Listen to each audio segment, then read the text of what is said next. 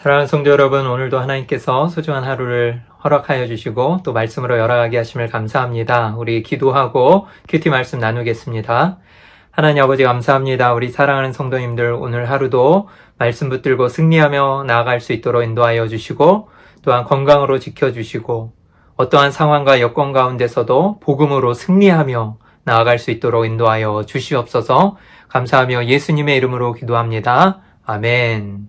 오늘 4월 29일 목요일 새벽기도 큐티 말씀을 나누도록 하겠습니다. 본문 말씀은 사도행전 28장 11절에서 22절까지의 말씀이고요.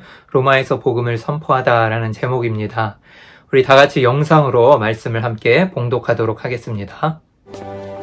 석 달 후에 우리가 그 섬에서 겨울을 난 알렉산드라 배를 타고 떠나니 그 배의 머리 장식은 디오스구로라. 수라구사에 대고 사흘을 있다가 거기서 둘러가서 레기온에 이르러 하루를 지낸 후 남풍이 일어나므로 이튿날 보디올에 이르러 거기서 형제들을 만나 그들의 청함을 받아 이레를 함께 머무니라. 그래서 우리는 이와 같이 로마로 가니라. 그곳 형제들이 우리 소식을 듣고 아피오 광장과 트레이스 타베르네까지 맞으러 오니 바울이 그들을 보고 하나님께 감사하고 담대한 마음을 얻으니라. 우리가 로마에 들어가니 바울에게는 자기를 지키는 한 군인과 함께 따로 있게 허락하더라. 사흘 후에 바울이 유대인 중 높은 사람들을 청하여 그들이 모인 후에 이르되, 여러분 형제들아, 내가 이스라엘 백성이나 우리 조상의 관습을 배척한 일이 없는데 예루살렘에서 로마인의 손에 죄수로 내준 바 되었으니 로마인은 나를 신문하여 죽일 죄목이 없으므로 석방하려 하였으나 유대인들이 반대하기로 내가 마지 못하여 가이사에게 상소하며 내 민족을 고발하려는 것이 아니니라. 이러므로 너희를 보고 함께 이야기하려고 청하였으니 이스라엘의 소망으로 말미암아 내가 이 쇠사슬에 매인 바 되었노라. 우리가 유대에서 내게 대한 편지도 받은 일이 없고 또 형제 중 누가 와서 내게 대하여 좋지 못한 것을 전하든지 이야기한 일도 없느니라. 이에 우리가 너의 사상이 어떠한가 듣고자 하니 이파에 대하여는 어디서든지 반대를 받는 줄 알기 때문이라. 사랑하는 성도 여러분, 오늘 말씀은 이제 사도행전 마지막 장인 28장의 말씀이고요. 멜리데 섬에서, 그러니까 유라굴로 광풍을 만나서 정말 죽을 고비를 넘기면서 천신만고 끝에 이제 멜리데 섬에 도착하였고 또 그곳에서 출발하여서 이제 드디어 바울이 그렇게 염원하였던 로마로 들어가는 장면이 나옵니다. 이 로마에 오기까지 정말 수많은 여정들이 있었고 어려움을 겪고 또 많은 고초를 당하였지만 결국 하나님의 말씀대로 신실하게 하나님의 그 인도하심과 계획 속에서 바울은 로마에 들어가게 되는 것입니다. 어떤 어려움과 고난이 찾아와도 바울과 그 일행들은 소망을 잃지 않고 정말 그 복음을 전하기 위해서, 그리고 또 주 예수 그리스도의 그 은혜의 복음의 말씀, 그 도를 전하기 위하여서, 그 이스라엘의 소망을 전하기 위하여서 계속해서 나아가고 결국 하나님의 인도하심과 뜻 가운데 로마로 들어가게 된 것입니다. 우리 11절부터 한번 살펴보도록 하겠습니다. 석 달 후에 우리가 그 섬에서 겨울을 난 알렉산드리아 배를 타고 떠나니 그 배의 머리 장식은 디오스구로라. 이제 멜리데 섬에서 석 달 후에 3개월간 머무른 뒤에 우리가, 그래서 이 글의 저자인, 사도행전의 저자인 누가도 포함되어 있는 것이죠. 그래서 이 저자인 누가가 우리라고 표현하는 것이에요. 그래서 우리가 그 섬에서, 그래서 이 멜리데 섬이죠. 그 섬에서 겨울을 난 알렉산드리아 배를 타고 떠나서 이제 그곳에서 나왔다라는 거죠. 배 이름이 알렉산드리아입니다. 그래서 그곳에서 떠났는데 그 배의 머리 장식은 디오스구로라. 이 디오스구로는요, 제우스와 달의 신 레다의 쌍둥이 아들입니다. 이 신이에요. 그래서 이 뱃사람들을 지켜주고 보호해준다는 신이었어요. 그래서 그 배 앞에다 그 형상의 모양을 달아놓고 이 배를 만들었겠죠. 그래서 이렇게 디테일하게 자세하게 설명을 하고 있네요. 이것은 역사적인 사실을 얘기하는 것이고 또 자신들의 열정과 일정을 아주 상세하게 자세히 잘 기록해주고 있습니다. 그래서 12절에 보면 수라구사에 대고 사흘 정도 또 있다가 여정을 얘기하죠. 13절에 거기서 둘러가서 레기온에 이르러 하루를 지낸 후 남풍이 일어나므로 이틀날 보디올에 이르러 또 2일 후에 이 보디올이라는 지역에 이르게 되죠. 이 보디올이라는 지역은 이제 로마로부터 한 220km 정도 떨어져 있는 위치라고 합니다. 그래서 점점 로마에 가까워지고 있음을 이야기하고 있고요. 14절에 거기서 형제들을 만나 그들의 청함을 받아 2일을 함께 머무니라. 이제 그 보디올이라는 곳에서 7일 동안 형제를 만나서 함께 머무르고 그래서 우리는 이와 같이 로마로 가니라. 그래서 우리라고 또 표현하고 있죠. 계속해서 이 누가는 사도 바울 일행과 함께 우리가 같이 가고 있다라고 해서 우리라는 표현을 쓰고 있죠. 로마로 가는 일정을 아주 상세하게 기술하고 있어요. 그리고 15절에 그곳 형제들이 우리 소식을 듣고 아비오 광장과 트레이스 타베르네까지 맞으러 오니 이 형제들이 온다는 소식을 듣고 기뻐하였나 봐요. 그래서 마중을 나오는데 아비오 광장이라고 하는 데는요, 로마로부터 남쪽으로 68km 떨어진 곳으로 이제 로마로 바로 이어지는 주요 도로 위에 있었습니다. 이제 로마에 거의 다 온 거예요. 주요 도로가 이어져서 그곳부터 이제 로마로 쭉 가게 된다라는 거고요. 그리고 트레이스 타베르네라는 지역은요, 좀 더 가까운 거예요. 이제 아비오 광장에서 북쪽으로 16km 떨어져 있는데 로마에서는 이제 더 가까워져서 52km 정도 거리에 위치하고 있습니다. 이제 로마로 입성할 날이 얼마 남지 않은 거예요.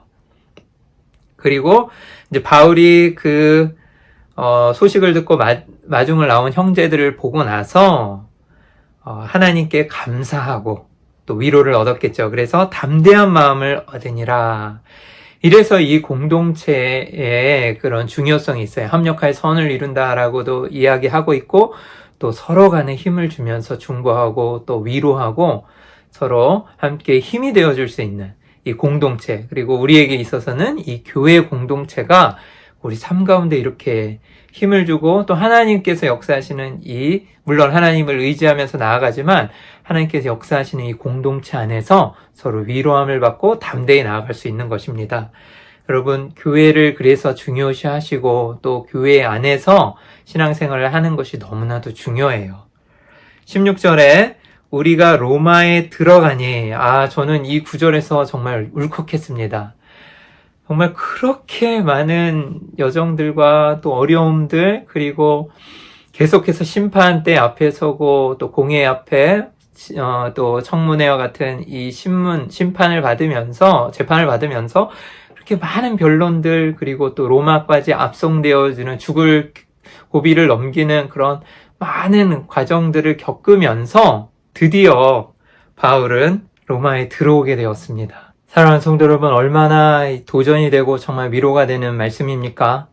바울은 그 많은 어려움과 역경 속에서도 자신의 소명과 사명을 잃지 않고 계속 끊임없이 달려가고 결국에는 이 로마에까지 들어와서 주의 복의 말씀을 전하고자 이제 하나님의 뜻을 이루어드리고자 하는 그의 삶을 전체를 하나님께 다 드리는 그런 모습을 볼 수 있는 것입니다. 그래서 이렇게 로마에 들어간 바울은요, 16절에 보니까 바울에게는 자기를 지키는 한 군인과 함께 따로 있게 허락하더라. 비록 죄인의 신분이었지만 이 어떠한 자택 안에서 감금되어지고 갇혀 있었지만 좀 자유롭게 그래도 사람들을 만나고 주님의 복음의 말씀을 전할 수가 있었던 입장이었고요. 그리고 또한 이 바울이 죄가 없는 것을 다 알았기 때문에 이렇게 좀 자유로운 상황 하에서 이제 구금되어져 있고 또 사람들을 만나면서 복음을 전할 수 있었던 것 같습니다. 17절에 보면요, 사흘 후에 이제 도착해서 로마에 들어간 다음에 여독을 잠깐 풀고 이제 구금되고 있을 곳을 구했겠죠. 그리고 단 3일이 이제 지난 후에 또 바로 유대인들을 초청해서 복음을 전하고 있습니다. 바울이 유대인 중 높은 사람들을 청하여 그들이 모인 후에 이르되, 여러분 형제들아, 내가 이스라엘 백성이나 우리 조상의 관습을 배척한 일이 없는데 자신을 고소했던 이유를 다시 한번 설명하면서 자신의 결백을 주장하는 거죠. 그런 일이 없는데 예루살렘에서 로마인의 손에 죄수로 내준 바 되었으니 18절 로마인은 나를 신문하여 죽일 죄목이 없으므로 석방하려 하였으나 자기는 죄를 지은 적이 없고 그것은 모함이고 또한 자기가 그렇게 죽일 죄목이 없었고 또 석방하려고 했다. 그런데 19절에 유대인들이 반대하기로 유대인들의 반발이 거셌다 그랬잖아요. 그래서 정치적인 이유로 분봉왕이었던 아그리빠 왕도 바울을 석방할 수가 없었잖아요. 그리고 또 바울이 상소하였기 때문에 이제 로마로 보낼 수밖에 없다라고 이야기하면서 그것을 설명하는 거죠. 그래서 내가 마지못하여 가이사에게 상소하며 내 민족을 고발하려는 것이 아니니라. 그래서 유대인들이 반발해서 풀려날 수가 없었기 때문에 내가 할 수 없이 상소하였고 가이사에게 상소하여서 이 로마까지 오게 되었다라는 걸 설명하고요. 20절에 이러므로 너희를 보고 함께 이야기하려고 청하였으니 이스라엘의 소망으로 말미암아 내가 이 쇠사슬에 매인 바 되었노라. 내가 이곳까지 왔고 잡혀서 이 쇠사슬에 묶인 것이 바로 무엇 때문이라고요? 이스라엘의 소망으로 말미암아 그렇다. 여러분, 이 이스라엘의 소망이 무엇일까요? 이 바울이 이야기하는. 바울이 앞서도 이 소망이란 단어를 자신을 변론할 때 여러 번 이야기하긴 했거든요.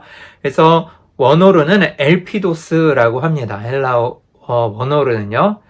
그래서 구약 성경을 잘 알고 있었던 이 유대인들에게 첫 번째 설명할 때 이 이스라엘의 소망이라고 하면은요, 구약 성경에 약속된 그 메시아에 대한, 그리고 정말 구약 성경에서 계속해서 말하고 있는 이 약속의 성취를 이야기하고 있는 것이에요. 그것이 이스라엘 백성들이 기다리던 그 메시아의 소망, 그리고 그 언약이 실현되고자 하는 그 계속 고대했던 그 약속의 성취를 이야기합니다.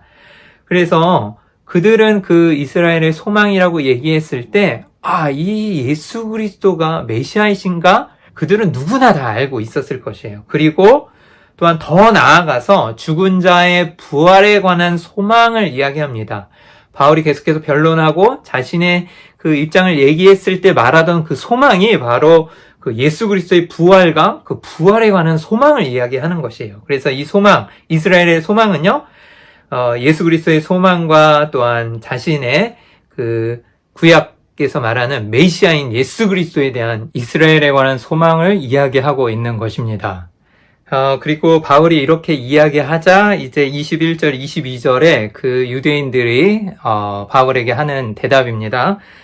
그들이 이르되 우리가 유대에서 내게 대한 편지도 받은 일이 없고 또 형제 중에 누가 와서 내게 대하여 좋지 못한 것을 전하든지 이야기한 일도 없느니라. 이 로마까지는 이 유대인들의 영향력에 미치지 못했던 것 같아요. 그래서 편지를 유대로부터 바울에 관한 편지를 받은 적도 없고 또 누가 와서 우리에게 이야기한 적도 없다. 그런데 알고 있는 사실이 그들이 하나 있었는데요. 22절에 보면 이에 우리가 너의 사상이 어떠한가 듣고자 하니 이제 와서 네가 얘기하는 그 사상이 이야기가 어떠한 건지 한번 들어보고자 한다. 그런데 이 파에 대하여는 어디서든지 반대를 받는 줄 알기 때문이라 하더라.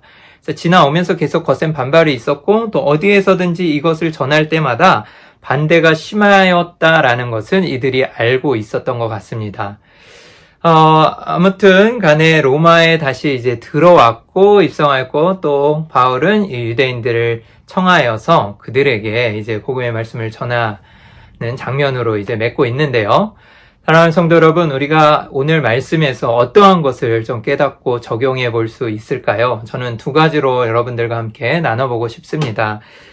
첫 번째로는요, 정말 우리의 인생길에서 하나님의 위대하심과 또 하나님의 살아계심, 그리고 하나님의 역사하심을 발견하라 라는 것을 좀 말씀드리고 싶습니다. 사랑하는 성도 여러분, 바울의 이 로마에 오기까지 얼마나 많은 과정들과 어려움을 겪고 이렇게 로마까지 오게 되었습니까?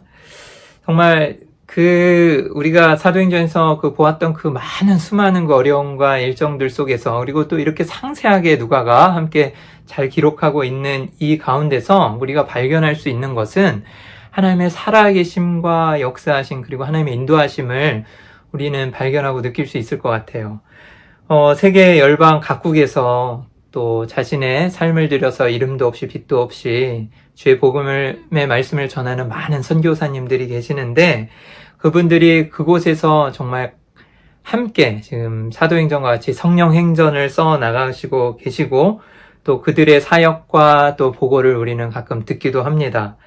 그러면서 여러분들 그런 많은 일들을 들으면서 어떠한 생각을 좀 하고 계십니까? 저는 그곳에서도 동일하게 하나님 역사하고 계시고 또한 성령 행전을 써가는 그 과정 속에서 마치 바울과 같이 우리 선교사님들도 거기서 자신의 삶을 들이면서 하나님의 역사하심과 살아계심을 체험하고 또 정말 위대하심을 발견하고 있다고 생각하고 또 우리도 우리 삶 가운데서 하나님의 위대하심과 역사하심을 바라보면서 나아갔으면 좋겠습니다. 이스라엘 백성들이 광야에서 모세가 그 지도자가 눈앞에 보이지 않자 이제 시내산에서요. 바로 아론에게 이방신을 만들라고 이렇게 압력을 가하면서 자신의 하나님을 다른 이방신에서 찾았던 것처럼 정말 하나님의 그 역사하심과 살아계신 그 위대하심을 바라보지 못하면 그냥 눈앞에 지도자가 보이지 않았을 때 두려움으로 떨면서 다른 신을 찾게 되는 것 같아요. 사랑하는 성도 여러분, 정말 주님을 철저하게 신뢰하시면서 우리도 우리 삶 가운데 소망을 두고 사명 가운데 행케하시는 주님의 역사하심과 그 신실하심 그리고 살아계심을 바라보며 오늘도 승리하시기를 주의 이름으로 축원합니다. 그리고 두 번째로는 은혜의 복음을 전하는 일로 말미암아서 우리도 희생을 하나님 앞에 드리는 그리스도인이 되었으면 좋겠습니다. 바울이 예수 그리스도의 복음을 또한 부활을 전하고 또 은혜의 복음을 전하는 일에 있어서 그의 삶을 전체를 드리면서 희생을 마다하지 않았던 것처럼 정말 우리도 주님께 드리는 헌신 그리고 또한 희생으로 나아갔으면 좋겠어요. 정말 하나님께 드리는 희생과 헌신의 삶이 전혀 없이 우리는 하나님께 우리가 원하는 것만 간구하고 구하고 있지는 않습니까? 성도라고 제가 누누이 말씀드리면 따로 떼어 구별된 자잖아요. 거룩함으로 나아가는 자인데 이 거룩의 의미거든요.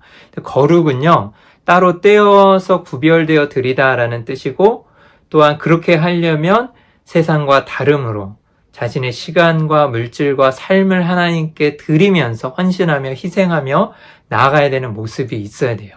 그것이 하나님께서 우리에게 바라시는 거룩의 성도의 삶이고 또한 하나님께 드려지는 희생입니다. 희생의 제사가 있어야 되고 또한 희생의 삶이 있어야 되는 것처럼 예수 그리스도가 먼저 우리에게 보여주셨잖아요. 그 희생의 삶, 겸손의 삶을요.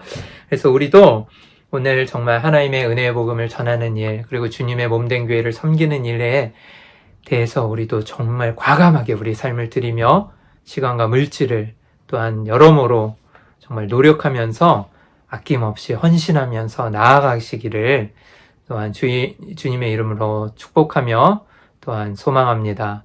사랑하는 성도 여러분, 오늘도 승리하시고 또한 하나님의 뜻을 이루어드리며 철저히 하나님을 신뢰하시고 또한 복음 전하는 삶으로 우리가 더욱더 희생하며 나아가기를 주님의 이름으로 축원합니다.